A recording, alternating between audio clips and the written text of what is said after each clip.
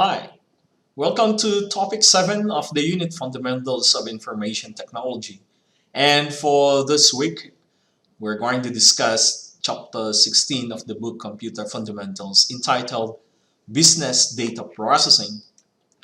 In this chapter, you will learn about difference between data and information, data storage hierarchy commonly used to facilitate data processing, standard methods of organizing data. Let's discuss about file management system, database management system.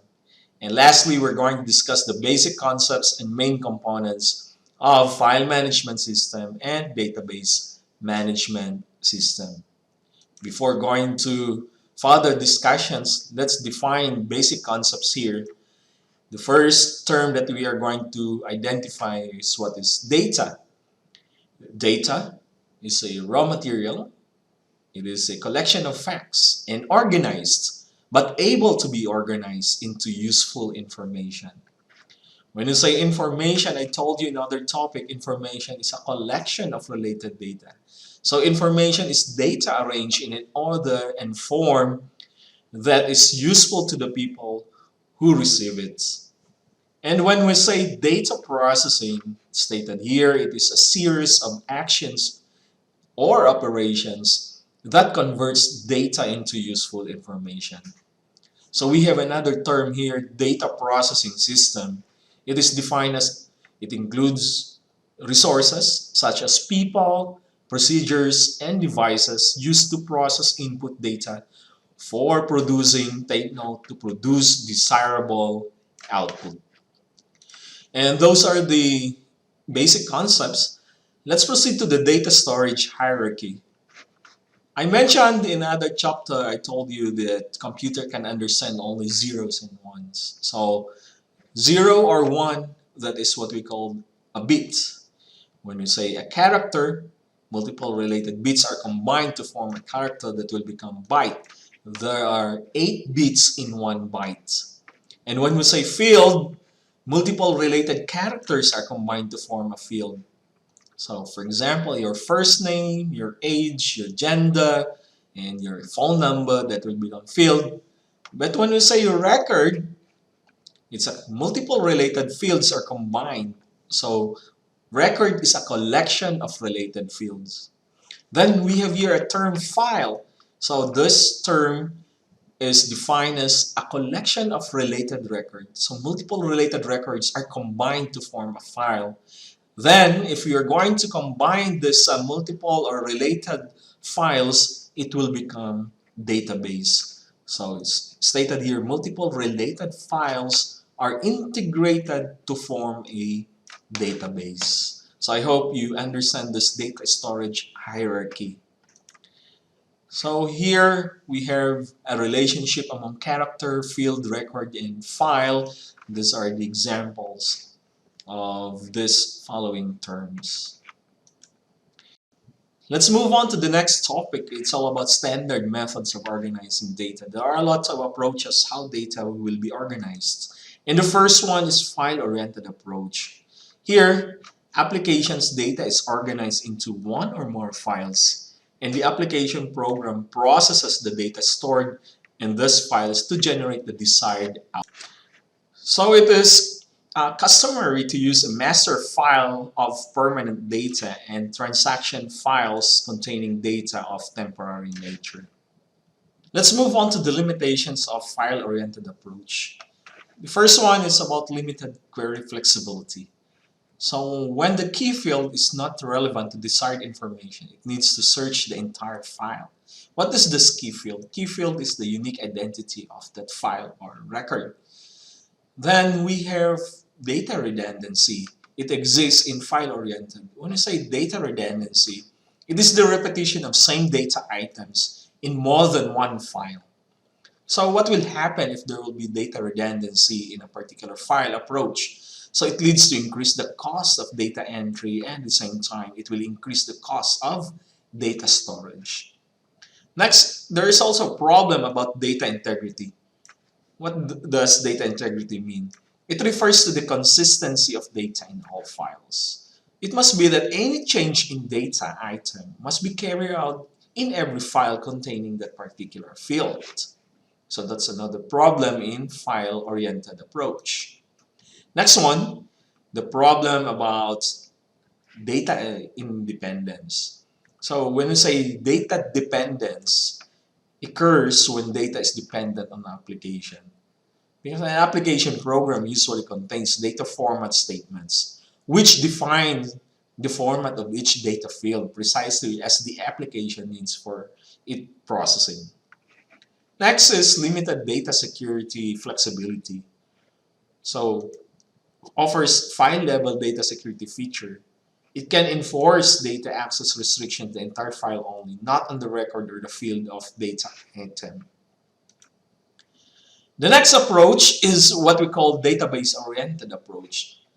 So this method or approach integrates together data from multiple related files in the form of database. So what are the properties? First, we have here provides greater query flexibility. It reduces data redundancy. It solves data integrity or inconsistency problem and makes data independent of application programs and includes data security features at database level, record level, and even at the field level. Now let's move to the file management system. What is file management system or FMS?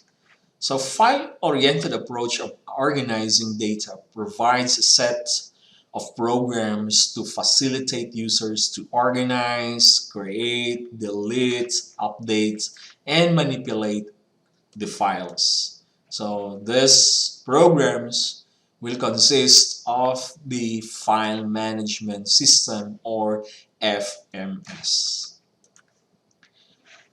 Before that, going further, we're going to define first what are the file types in file management system.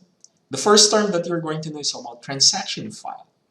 What is this file? It stores input data until it can be processed. Then we have master file.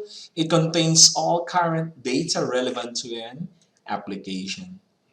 Next type of file we have output file. It will store output produced by one program that is used as input to another program. And we have report file. It will hold a copy of a report generated by an application. Then we have backup file. So take note of these types of file types. Let's move to the term file organization. It deals with physical organization of records of a file for convenience of their storage and retrieval. Take note of this. In the selection of a particular file organization it solely depends on an application type. So it requires the use of some key field in every record of a file. What is this key field? It is the value that must be unique for each record of the file. First file organization is known as sequential files. So a sequential file stores its records one after another in ascending or descending order of their key field values. So a computer processes a sequential file in the order in which the file stores its records. And here in sequential file organization, it is the most efficient and economical file organization for applications in which we have to update a large number of files records at regularly scheduled intervals. So there is the term activity ratio in sequential file. It refers to a ratio of total number of records in transaction file and total number of records in the master file. So what are the advantages of sequential files? We have here first, simple to understand and use, easy to organize and maintain. It needs a relatively inexpensive input-output media and devices, efficient and economical to use for applications in which activity ratio is high. But we have here several disadvantages. First one, inefficient and uneconomical to use for application in which activity ratio is low. Limited to batch processing environments because of the need to accumulate transactions in batches, and precludes possibility of up-to-the-minute data because of the need to accumulate transactions in batches. A sequential file requires extra overhead or cost of sorting the files before using them for processing, and it will lead to data redundancy problem. Another type of file organization is what we call direct files. So when we say direct or random file organization, it is suitable for applications that directly locate any record by its key field.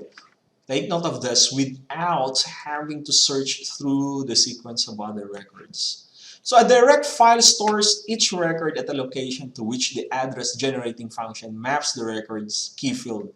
And this mechanism, what I mentioned, is what we call hashing. And there will be address generating function that will be called hashing algorithm. So what is this hashing algorithm? Or it sometimes maps the key values of two or more records to the same storage address. Okay? So to search a record given its key value, the computer applies the hashing algorithm on a given key to generate its corresponding address. Then if required, an application can process the records of the direct file sequentially in ascending or descending sequence in the key field value. Let's move to the advantages of direct files. First, you can quickly locate and retrieve any record directly, and it does not require sorting of transactions, does not require accumulation of transactions in batches. It can support interactive online applications. An application can process direct file records sequentially. Direct files have also disadvantages. So they require relatively expensive hardware and software resources. So due to address generation overhead or costs involved, they are less efficient and economical than sequential files for high activity of ratio applications. And direct files often require special security and access synchronization mechanisms. So these are the disadvantages. Another is index sequential file. When you say index sequential file organization, there are two files for every data file. The first file is known as data file, and the other one is what we call index file. So what is this data file? It stores the records of random sequence, while index file stores the index keys in sorted sequence or on index key value. So this technique or method of file management is known as index sequential access method. Okay, clear? So this is an analysis or a diagram how index sequential file works. So what are the advantages of index sequential files? First, applications in which activity ratio is high can use index sequential files quite efficiently for sequential processing. And applications in which activity ratio is low can also use index sequential files quite efficiently for direct access processing. And we have here some disadvantages. One, index sequential files require relatively expensive hardware and software resources. They require more storage space than other types of files, and they are unsuitable for online applications requiring direct access to records.